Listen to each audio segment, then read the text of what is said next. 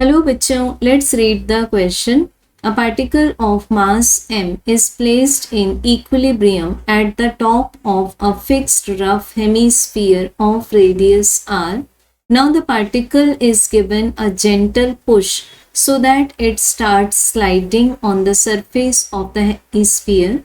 It is found that the particle leaves the contact with the surface of the hemisphere at angular position theta with the vertical, where cos theta equals to 3 by 5.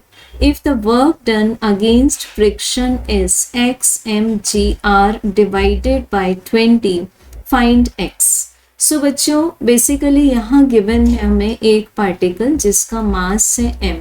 अब इस particle के लिए use किया हुआ है word कि it is in equilibrium at the top of a fixed rough hemisphere. So ये जो हमें दिखाया हुआ है dome, this is the hemisphere और इसकी रेडियस है आर. सो इस पॉइंट को हम मान लेते हैं the centre of the hemisphere. So इस पॉइंट को मान लेते हैं हम टॉप की. पार्टिकल टॉप में इक्विलिब्रियम की कंडीशन में एग्जिस्ट करता है. अब हम पार्टिकल को जब एक जेंटल पुश सप्लाई करते हैं तो ये पार्टिकल इस सरफेस पर स्लाइड करना स्टार्ट कर देता है. अब ये जो सरफेस हमें दिखाया हुआ है, मान लेते हैं यहाँ पर A point, this is B point and this is P point. ये जो हमारे पास सरफेस है ए बी पी, एक बिल्कुल इस तरह से कर्व पार्ट में है ये सरफेस. सो ये सरफेस के लिए वर्ड्स यूज किए हुए हैं कि this is rough surface. It means definitely we will be talking for the force of friction on this surface, क्योंकि जब ये पार्टिकल नीचे स्लाइड होगा तो force of friction opposite direction में उसको रेस्ट्रिक्ट करेगा. सो अब बताया हुआ है हमें कि जब पार्टिकल बी पॉइंट पर आता है, इट मीन्स इसकी angular position with the vertical theta है, उस समय ये सरफेस ऑफ द हेमीस्फीयर छोड़ देता है. तो ये किस तरह से स्लाइड हो जाएगा, ऐसे. तो जब ये इस सरफेस को छोड़ेगा उस समय इस पर नॉर्मल रिएक्शन की वैल्यू 0 हो जाएगी. अब हमें बताया हुआ है कि cos थीटा की वैल्यू है 3/5 and if the work done against friction is x mgr divided by 20, we have to find here the value of x. So बच्चों हमें फाइंड करनी है x की वैल्यू. तो सबसे पहले देखेंगे हम, जब ये पार्टिकल a से b तक आता है, while moving from A to B, particle की पोटेंशियल एनर्जी डिक्रीज होगी और इसकी काइनेटिक एनर्जी इंक्रीज होगी. बट यहाँ पर हम law of conservation of energy directly क्यों नहीं लगा सकते, बिकॉज यहाँ पर नॉन कंजर्वेटिव फोर्स के फॉर्म में फ्रिक्शनल फोर्स प्रेजेंट है. सो ड्यू टू फ्रिक्शन जो वर्क डन हो रहा है उससे हमें काइनेटिक एनर्जी के जितने एक्सपेक्टेशन है कि काइनेटिक एनर्जी मान लेते हैं एक सर्टेन अमाउंट x तक बढ़नी चाहिए, बट x तक नहीं बढ़ेगी वो, क्योंकि यहाँ वर्क डन अगेंस्ट फ्रिक्शन में जो एनर्जी है वो डिसिपेट हो रही है. सो यहाँ पर हम ले लेंगे टोटल वर्क डन के लिए.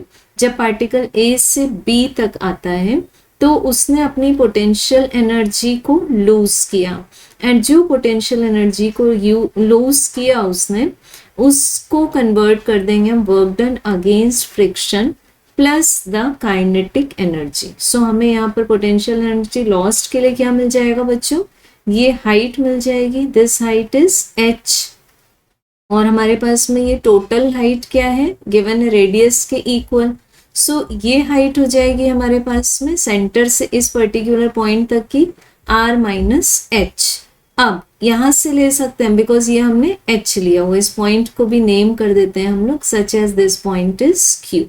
सो पोटेंशियल एनर्जी लॉस्ट के लिए आ जाएगा mgh and equals to work done against friction given है हमें x mgr divided by 20 and kinetic energy will be half mv². अब देख सकते हैं बच्चों यहाँ से कि जब ये पार्टिकल इस पर्टिकुलर पॉइंट B पर पहुंच गया तो नॉर्मल रिएक्शन तो 0 है, क्योंकि यहाँ से उसने कांटेक्ट छोड़ दिया है. और उसके पहले तक उसको कौन सा फोर्स मिल रहा था towards the centre, centripetal force. तो इसको हम लिख सकते हैं m multiplied by centripetal acceleration equals to, यहाँ पर अगर हम इसके वेट को, वेट वर्टिकली डाउनवर्ड्स एक्ट करेगा, वेट को अगर दो कंपोनेंट्स में ब्रेक कर देते हैं, so this is also theta, क्योंकि ये अल्टरनेट एंगल्स हैं। तो हमें जो टुवर्ड्स द सेंटर कंपोनेंट मिलता है वो हो जाएगा mg cos theta, and along the plane जो मिलेगा वो हो जाएगा mg sin थीटा।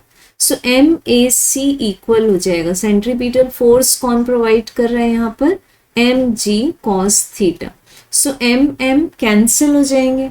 अब सेंट्रीपिटल एक्सेलरेशन की वैल्यू को पुट कर देंगे, which is v² divided by r। So this is equals to g, और cos थीटा की वैल्यू है हमारे पास 3 divided by 5। Okay, 3 divided by 5। So हमें मिल जाता है यहाँ से v² की वैल्यू 3gr डिवाइडेड बाय 5। अब बच्चों हम इस इक्वेशन को फिर से ऑब्जर्व करेंगे, तो इसमें हम देख सकते हैं कि दोनों साइड से मास टर्म कैंसिल हो जाएगी और यहाँ मिलेगी हमें v² term.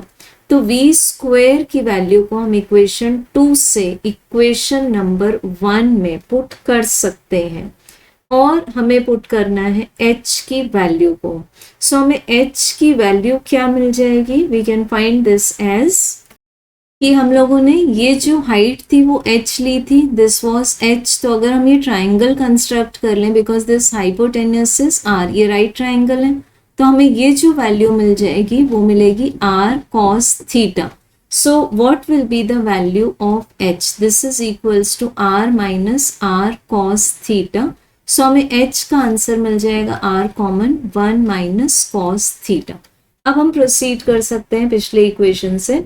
So this will be as, हमें क्या मिल गया था बच्चों, v² divided by r equals to मिला था हमें 3g डिवाइडेड बाय 5, और यहाँ से हमने फाइंड कर ली थी v² की वैल्यू 3gr डिवाइडेड बाय 5।